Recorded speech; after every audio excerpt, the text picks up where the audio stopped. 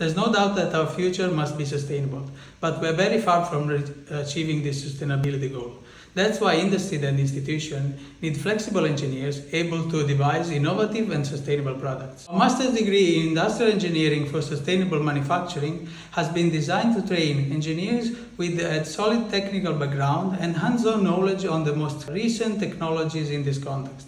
2 majors are available to the enrolled students, allowing them to pursue an equivalent master's degree either in mechanical or management engineering.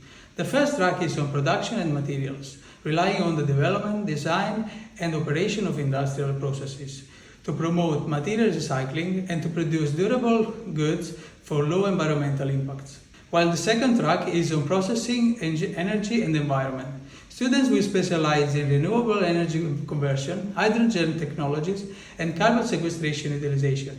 The masters offer rich lab-based and project-based activities, particularly centered in real engineering case studies and with the strong involvement of our industrial partners. If you share our mission, you should definitely apply.